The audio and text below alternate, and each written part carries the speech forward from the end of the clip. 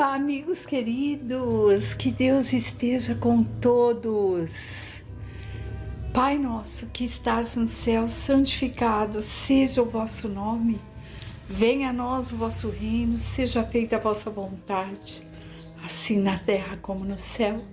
O pão nosso de cada dia dai-nos, ó Pai, hoje e sempre. Perdoai nossas dívidas, como também devemos perdoar aos devedores, e não nos deixes, ó Pai, que caiamos em tentações. Livrai-nos do mal, que assim seja, graças a Deus. Meus amigos, vamos dar continuidade ao estudo do Evangelho segundo o Espiritismo, decodificado por Allan Kardec. Estamos no capítulo 28, Coletânea de Preces Espíritas.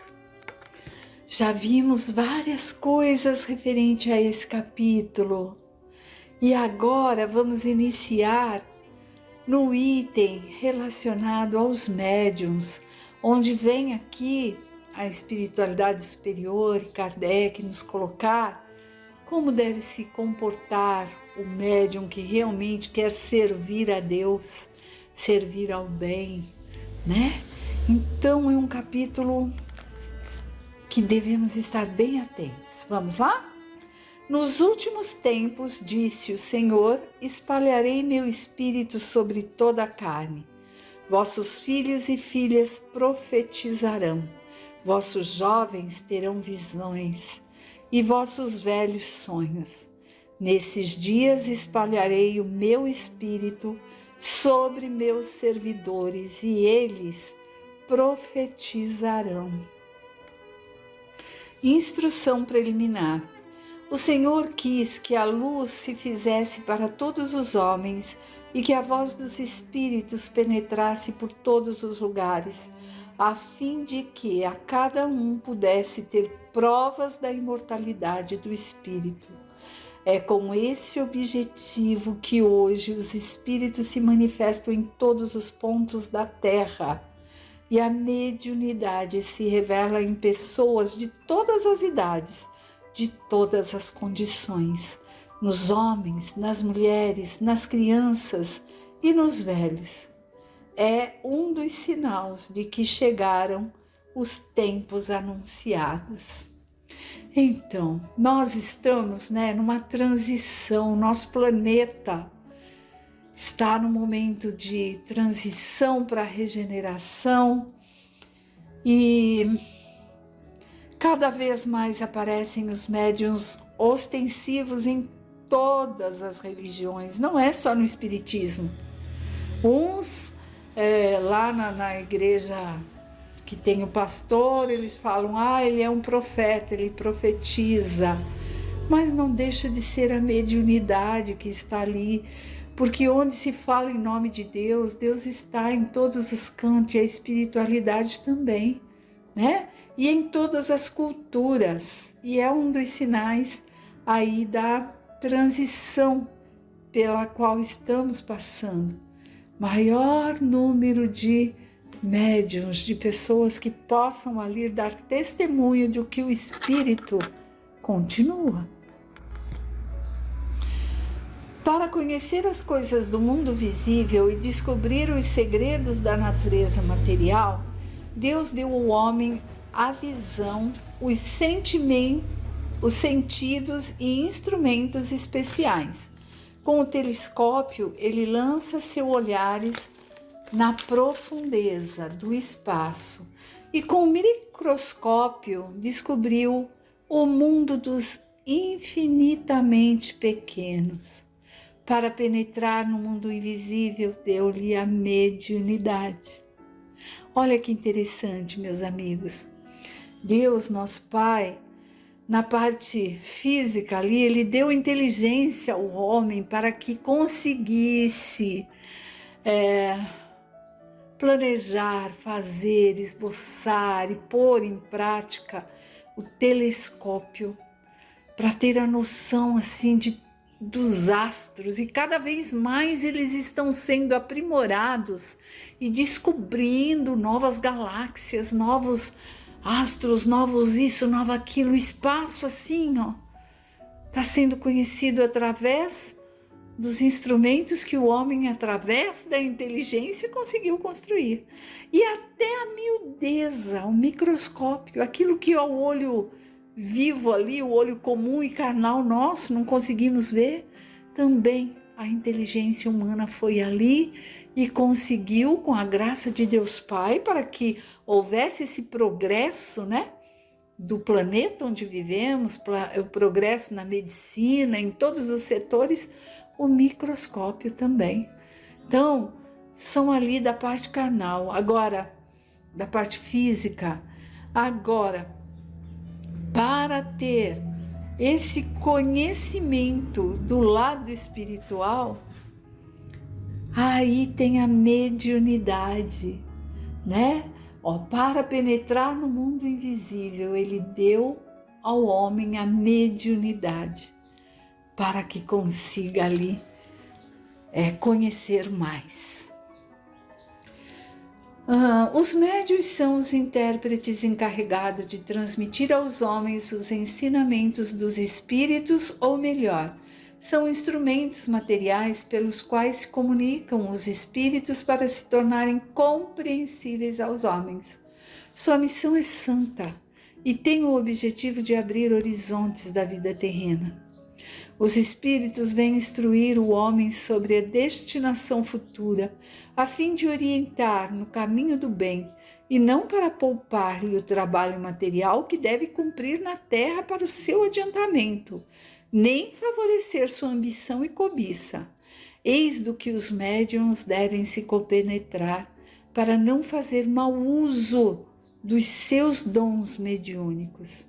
Aquele que compreende a seriedade do mandato de que está investido, cumpre-o religiosamente. Sua consciência o reprovaria como um ato de sacrilégio, isto é, uma profanação, se transformasse em divertimento e distração para ele e para os outros o dom mediúnico que lhe foi dado com um objetivo sério e que o coloca em contato com os seres do mundo espiritual. Olha, nesse parágrafo, vem ali falar diretamente para que não brinquemos com a mediunidade que, com a graça de Deus, temos. Isso precisa ser compreendido, muito bem compreendido, para que a gente faça bom uso dessa mediunidade, né?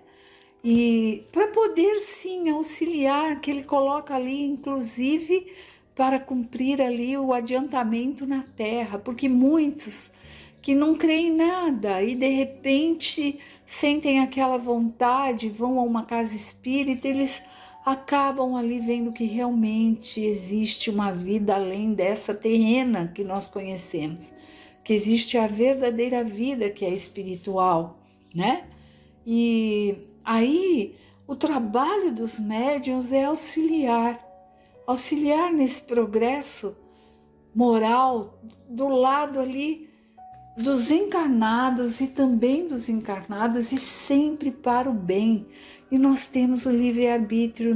Deus não nos obriga, quando somos médium, a nada, mas nós temos que pagar por aquilo que fazemos, e sabemos que se usarmos a mediunidade para brincadeiras, adivinhações, como trabalho remunerado, como meio de ganhar coisas, estamos novamente caindo em erros que provavelmente já tenhamos caído noutros tempos, né? E teremos sim que nos reparar. Então vamos abrir os olhos e nossas consciências para que possamos ser verdadeiro médium, servidor de Cristo, de Deus Pai, em serviço do amor e da caridade ao próximo, né? Vamos continuar nossa leitura? Como intérpretes do ensinamento dos espíritos, os médiuns devem exercer um papel importante na transformação moral que se opera na Terra. Os serviços que podem prestar estão na razão da boa direção que dão as suas faculdades mediúnicas, pois aqueles que estão em mau caminho são mais prejudiciais do que úteis à causa do espiritismo. Pelas más impressões que produzem, retardam mais de uma conversão. É por isso que terão de prestar conta do uso que fizeram de um dom que lhe foi dado para o bem dos seus semelhantes. Prestar atenção e sempre fazer o bem, porque muitos ainda usam a mediunidade de forma errônea. O médium que quer conservar a assistência dos bons espíritos deve trabalhar para sua própria melhoria. Aquele que quer ver crescer e desenvolver capacidades mediúnicas deve aperfeiçoar-se moralmente e afastar-se de tudo que o levaria a desviar-se de seu objetivo providencial. Se por vezes os bons espíritos se servem de médiuns imperfeitos, é para lhes dar bons conselhos e fazê-los retornar ao bem. Se encontram corações endurecidos e se seus conselhos não são escutados, eles se retiram. E então os maus têm o caminho livre. Bem, meus amigos, os bons espíritos, eles tentam nos ensinar, nos mostrando ali a necessidade de mudança de hábito, de atitudes que por vezes estão ali arraigadas em nós por encarnações e encarnações, né?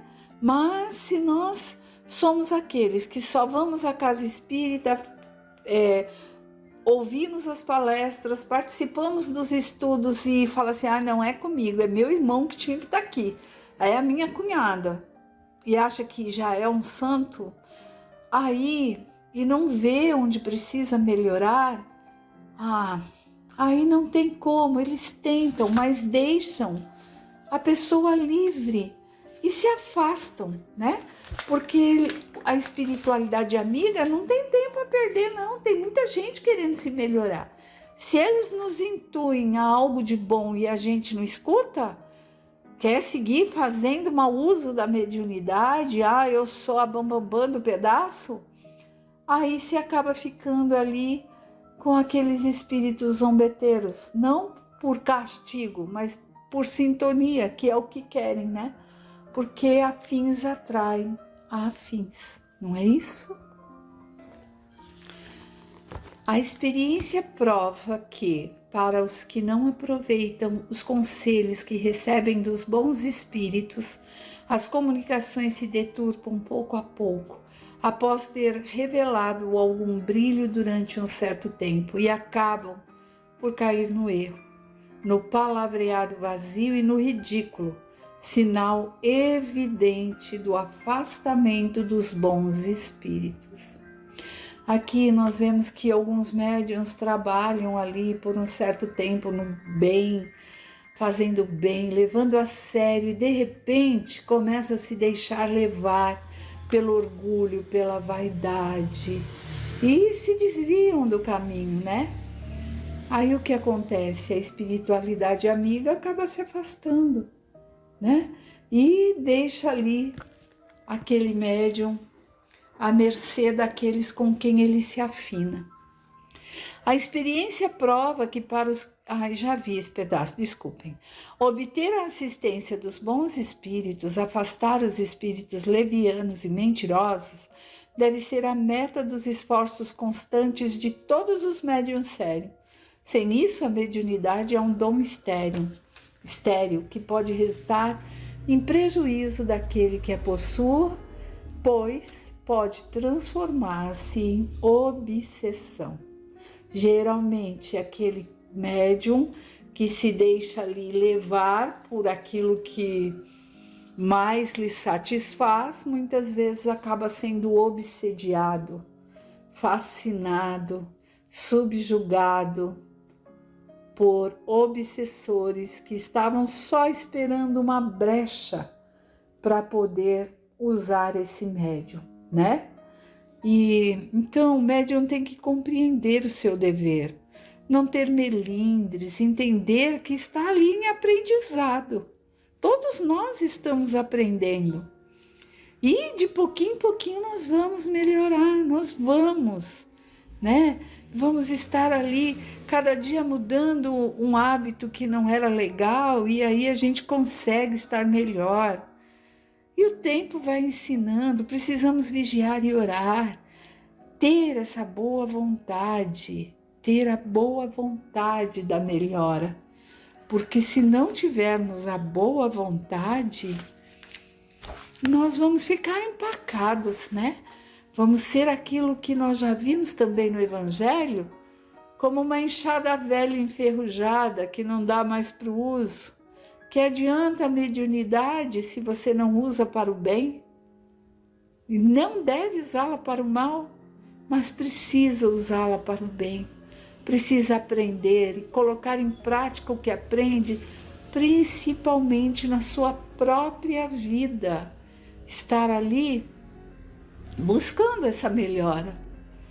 Estar ali buscando o estudo, o conhecimento, que esses amigos maravilhosos, essa espiritualidade superior aí, deixou através desses irmãos iluminados que colocaram em forma de livro, para que hoje possamos estudar, né? Antigamente era tão difícil, hoje com a graça de Deus estamos aqui, estudando. Vamos lá? Continuando? O médium que compreende seu dever, ao invés de se envaidecer por um dom que não lhe pertence, uma vez que pode ser retirado, atribui a Deus as boas coisas que obtém. Se suas comunicações merecem elogios, não se envaidece por isso, pois sabe que elas são independentes do seu mérito pessoal. Agradece a Deus por ter permitido que os bons espíritos viessem se manifestar por meio dele. Por outro lado, se for criticado, não se ofenderá por isso, porque não são obras do seu próprio espírito, né? Reconhecerá não ter sido ele um bom instrumento, admitindo que ainda não possui as qualidades necessárias para se opor à influência de espíritos atrasados. É por isso que procura adquirir essas qualidades e pede pela prece a força que lhe falta. Sempre, sempre, né, meus amigos? Aí a prece. Deus poderoso, permiti aos bons espíritos me assistirem na comunicação que solicito. Preservai-me da presunção de me julgar resguardado dos maus espíritos, do orgulho que poderia me induzir a erros sobre o valor do que obtenha, de todo sentimento contrário à caridade com relação aos outros médiuns. Se for induzido ao erro, inspirai a alguém o pensamento de me advertir, e a mim a humildade que me fará aceitar a crítica com gratidão e tomar para mim mesmo, e não para os outros, os conselhos que me quiseram ditar os bons espíritos. Sempre, meus amigos, quando vem ali uma instrução, as mensagens geralmente são para os médiuns, né? Que estão ali falando, passando, escrevendo. Depois aos demais. O médium que compreende seu dever. Desculpe, fui no parágrafo errado, aqui no finalzinho. Se for tentado a abusar no que quer que seja, ou me envaidecer por causa do dom que vós me concedestes, eu vos suplico para retirá-la de mim, antes de permitir que seja desviada de seu objetivo providencial, que é o bem de todos e o meu próprio adiantamento moral. Essa é a prece de um médium pedindo ali o auxílio da espiritualidade para cumprir de forma certa e correta a sua mediunidade. E então, espero que Deus, nosso Pai, a espiritualidade superior, nos dê o discernimento de sermos ali gratos pelo dom que Deus Pai nos deu de auxiliar, de servir, de aprender, de estarmos a serviço do bem e dos ensinamentos que Deus nosso Pai nos trouxe, suas leis e os ensinamentos de Jesus. E que possamos agradecer e agradecer sempre a essa espiritualidade superior que trabalham nas casas espíritas, que auxiliam-nos em todo momento, em toda aflição, eles estão ali dizendo: isso também vai passar, segue fazendo o seu melhor, né? E aí nós seguimos confiando em Deus e sabendo que nem uma folha cai se não for da vontade de Deus. E que se formos ali escolhidos para termos os trabalhos ostensivos da mediunidade, que tenhamos a honradez de fazermos o melhor possível, que sejamos dignos desse dom, que é a mediunidade. Meus amigos, fiquem com Deus, uma semana linda, cheia de luz e paz para cada um de vocês. Que Deus esteja com todos. Até breve.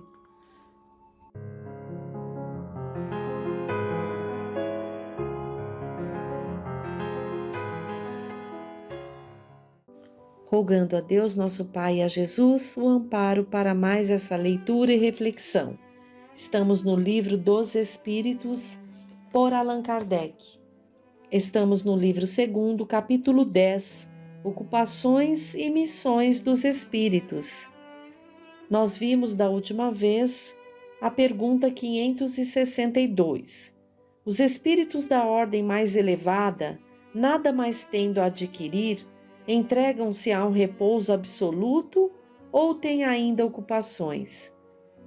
Que querias que eles fizessem por toda a eternidade?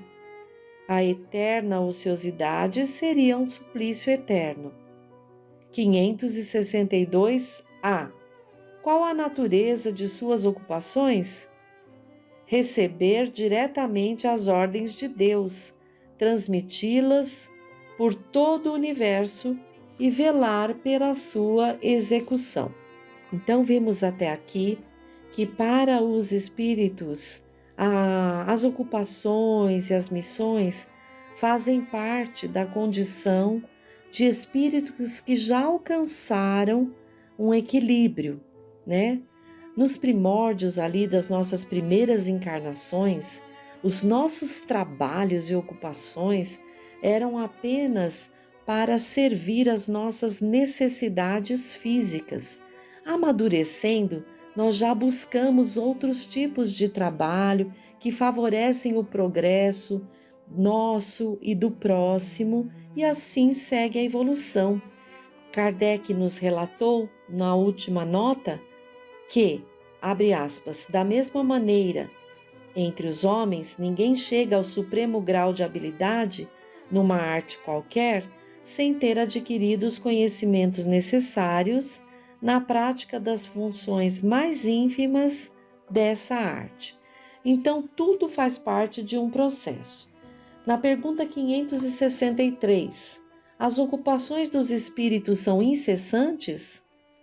Incessantes, sim, se entendermos que o seu pensamento está sempre em atividade, pois eles vivem pelo pensamento. Mas é necessário não equiparar as ocupações dos espíritos com as ocupações materiais dos homens.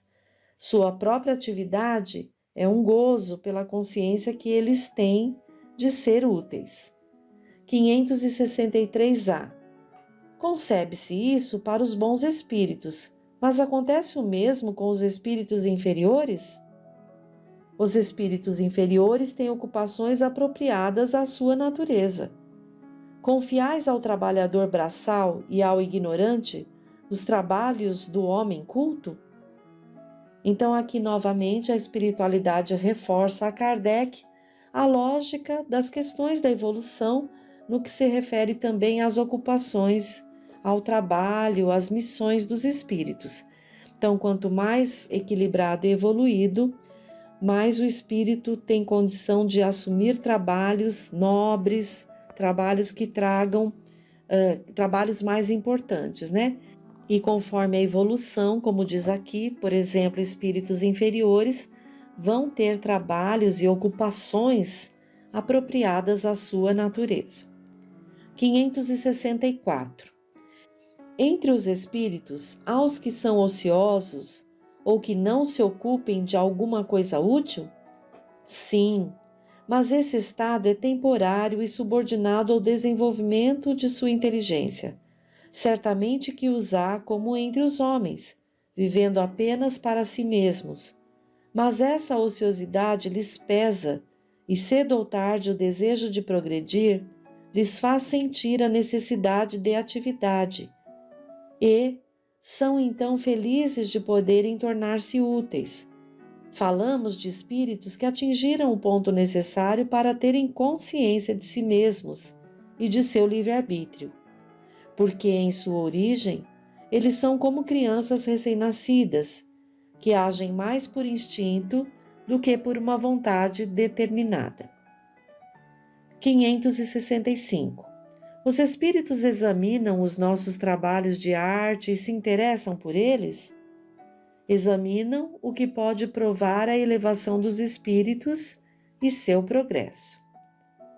Então vejam que, no caso desses espíritos a que Kardec se refere, que são espíritos com uma condição melhor, que atingiram o ponto necessário para terem a consciência, como ele diz aqui, de si mesmos e de seu livre-arbítrio. Então, eles vêm examinar e provar a elevação desses trabalhos, né? Se interessam por eles, mas a depender disso. Senão, se é um trabalho muito vulgar assim, eles não vão se interessar. 566. Um espírito que teve uma especialidade na terra, um pintor, um arquiteto, por exemplo, se interessa de preferência pelos trabalhos que constituírem o objeto de sua predileção durante a vida? Tudo se confunde num objetivo geral. Se for bom, se interessará por eles na proporção que lhes permitam ajudar a elevação das almas a Deus. Esqueceis, aliás, que um espírito que praticou uma arte na existência em que o conhecestes pode ter praticado outra em outra existência, porque é necessário que tudo saiba para tornar-se perfeito.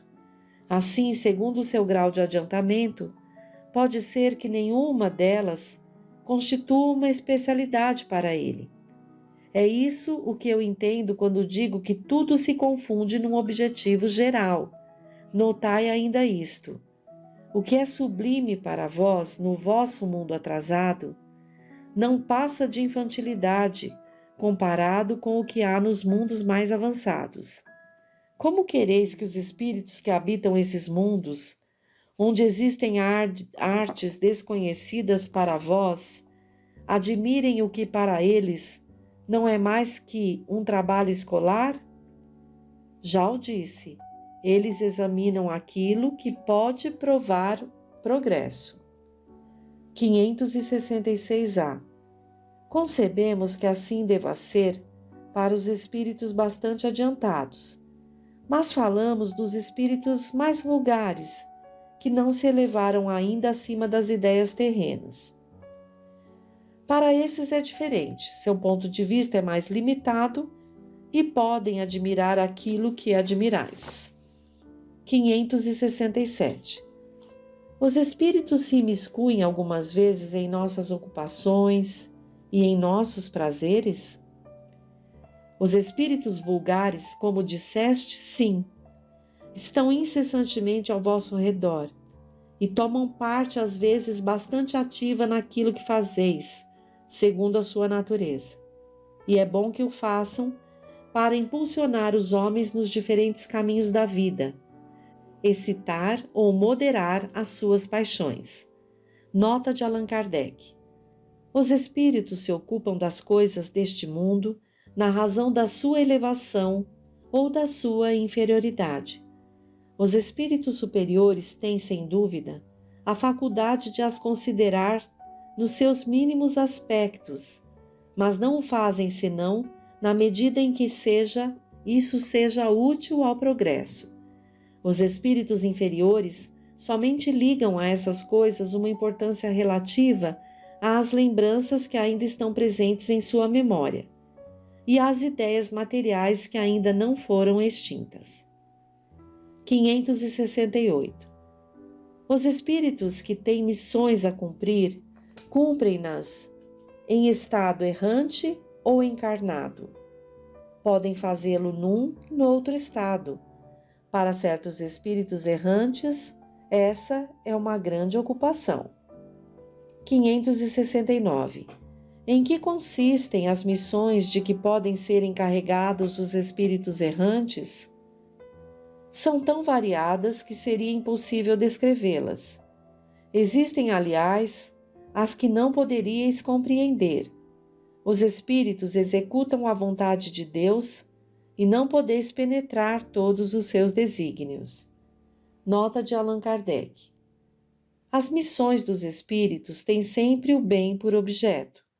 Seja como espírito, seja como homens, são encarregados de ajudar o progresso da humanidade, dos povos ou dos indivíduos em círculo de ideias mais ou menos largo, mais ou menos especial, de preparar as vias para certos acontecimentos, de velar pela realização de certas coisas. Alguns têm missões mais restritas e de maneiras pessoais ou inteiramente locais, como de assistir os doentes, os agonizantes, os aflitos, de velar pelos que estão sob sua proteção de guias, de dirigi-los pelos seus conselhos ou pelos bons pensamentos que lhes sugerem. Pode-se dizer que há tantos gêneros de missões quantas as espécies de interesses a resguardar, seja no mundo físico ou no mundo moral. O espírito se adianta segundo a maneira por que desempenha a sua tarefa. 570. Os espíritos compreendem sempre os desígnios que estão encarregados de executar? Não. Há os que são instrumentos cegos, mas outros sabem muito bem com que objetivo agem. 571. Só há espíritos elevados no cumprimento de missões? A importância das missões está em relação com a capacidade e a elevação do espírito. O estafeta, que leva um despacho, cumpre também uma missão que não é a do general. 572. A missão de um espírito lhe é imposta ou depende de sua vontade?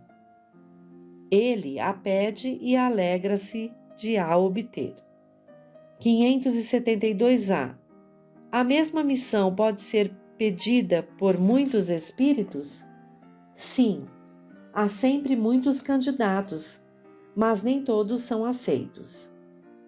573. Em que consiste a missão dos espíritos encarnados? Instruir os homens, ajudá-los a avançar, melhorar as suas instituições por meios diretos e materiais. Mas as missões são mais ou menos gerais e importantes. Aquele que cultiva a terra cumpre uma missão, como aquele que governa ou aquele que instrui. Tudo se encadeia na natureza. Ao mesmo tempo que o espírito se depura pela encarnação, também concorre por essa forma para o cumprimento dos desígnios da providência. Cada um tem a sua missão neste mundo, porque cada um pode ser útil em algum sentido. 574. Qual pode ser a missão de pessoas voluntariamente inúteis na Terra? Há efetivamente pessoas que só vivem para si mesmas e não sabem tornar-se úteis para nada. São pobres seres que devemos lamentar porque expiarão cruelmente sua inutilidade voluntária. Seu castigo começa frequentemente desde este mundo, pelo tédio e o desgosto da vida. 574. Pois se tinham o direito de escolha, por que preferiram uma vida que em nada lhes poderia aproveitar? Entre os espíritos há também os preguiçosos, que recuam diante de uma vida de trabalho. Deus os deixa fazer, compreenderão mais tarde e à sua própria custa os inconvenientes de sua inutilidade e serão os primeiros a pedir para reparar o tempo perdido. Talvez também tenham escolhido uma vida mais útil, mas, uma vez em ação, a recusaram, deixando-se arrastar pelas sugestões dos espíritos que os incitavam à ociosidade. 575. As ocupações comuns nos parecem antes deveres que missões propriamente ditas. A missão, segundo a ideia ligada a essa palavra, tem um sentido de importância menos exclusivos e, sobretudo, menos pessoal. Desse ponto de vista, como se pode reconhecer que um homem tem uma missão real na Terra? Pelas grandes coisas que ele realiza, pelo progresso que faz os seus semelhantes realizarem. 576. Os homens que têm uma missão importante são predestinados a ela antes do nascimento e têm conhecimento disso? Às vezes sim, mas na maioria das vezes o ignoram. Só têm um vago objetivo ao virem para a Terra. Sua missão se desenha após o nascimento e segundo as circunstâncias. Deus os impulsiona pela via em que devem cumprir os seus desígnios. 577. Quando um homem faz uma coisa útil, é sempre em virtude de uma missão anterior e predestinada, ou pode receber uma missão não prevista? Tudo o que um homem faz não é consequência de uma missão predestinada. Ele é frequentemente o instrumento de que um espírito se serve para fazer executar alguma coisa que considera útil. Por exemplo, um espírito julga que seria bom escrever um livro, que ele escreveria se estivesse encarnado. Procura o escritor mais apto a compreender o seu pensamento e a executá-lo. Dá-lhe então a ideia e o dirige na execução. Assim, este homem não veio à Terra com a missão de fazer a obra. Acontece o mesmo com alguns trabalhos de arte e com as descobertas. Deve-se dizer ainda que durante o sono do corpo, o espírito encarnado comunica-se diretamente com o espírito errante e que se entendem sobre a execução. 578. O espírito pode falir na sua missão por sua culpa? Sim, se ele não for um espírito superior. 578A. Quais são para ele as consequências? Terá de reiniciar a tarefa. Está nisso a punição. Depois sofrerá as consequências do mal que tenha causado. 579. Pois que o espírito recebe a sua missão de Deus, como Deus pode confiar uma missão importante de interesse geral a um espírito que poderia falir? Deus não sabe se o seu general será vitorioso ou vencido? Ele o sabe, estais certos. E seus planos, quando importantes, não dependem desses que devem abandonar a obra em meio do trabalho. Toda a questão está para vós no conhecimento do futuro que Deus possui, mas que não vos é dado. 580. O espírito que se encarna para cumprir uma missão tem as mesmas apreensões daquele que o faz como prova? Não, ele tem experiência. 581. Os homens que são os faróis do gênero humano, que o esclarecem pelo seu gênio, têm certamente uma missão, mas no seu número há os que se enganam e que, ao lado de grandes verdades, difundem grandes erros. Como devemos considerar a sua missão? Como falseada por eles, estão abaixo da tarefa que empreenderam. É necessário, entretanto, tomar em conta as circunstâncias. Os homens de gênio devem falar segundo o tempo, e um ensino que parece errôneo ou pueril para uma época avançada poderia ser suficiente para o seu século. 582. Pode-se considerar a paternidade como uma missão? é, sem contradita, uma missão e, ao mesmo tempo, um dever muito grande, que implica mais do que o homem pensa, sua responsabilidade para o futuro. Deus põe a criança sob a tutela dos pais para que estes a dirijam no caminho do bem, e lhes facilitou a tarefa dando à criança uma organização débil e delicada, que a torna acessível a todas as impressões. Mas há os que mais se ocupam de endireitar as árvores do pomar e de fazê-las carregar de bons frutos, do que em endireitar o caráter do filho. Se este sucumbir por sua culpa, terão de sofrer a pena, e os sofrimentos da criança na vida futura recairão sobre eles, porque não fizeram o que lhes competia para o seu adiantamento nas vias do bem. 583. Se uma criança se transviar apesar dos cuidados dos pais, estes são responsáveis? Não, mas quanto mais as disposições da criança são más, mais a tarefa é pesada e maior será o mérito se conseguirem desviá-la do mau caminho. 583A. Se uma criança se torna um bom adulto apesar da negligência ou mau exemplo dos pais, estes se beneficiam com isso? Deus é justo. 584. Qual pode ser a natureza da missão do conquistador, que só tem em vista satisfazer a sua ambição e para atingir o alvo não recua diante de nenhuma calamidade? Ele não é, na maioria das vezes, mais do que um instrumento de que Deus se serve para o cumprimento de seus desígnios. Essas calamidades são muitas vezes o meio de fazer avançar mais rapidamente um povo. 584A. Aquele que é instrumento dessas calamidades passageiras é alheio ao bem que delas pode resultar, pois só se propõe um alvo pessoal. Não obstante, aproveitará desse bem? Cada um é recompensado segundo as suas obras, o bem que desejou fazer e a orientação de suas intuições. Nota de Allan Kardec. Os espíritos encarnados têm ocupações inerentes à sua existência corporal.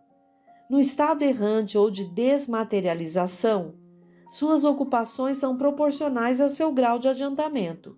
Uns percorrem os mundos, instruindo-se e preparando-se para uma nova encarnação. Outros mais avançados ocupam-se do progresso, dirigindo os acontecimentos e sugerindo pensamentos favoráveis. Assistem aos homens de gênio que concorrem para o adiantamento da humanidade. Outros se encarnam com uma missão de progresso.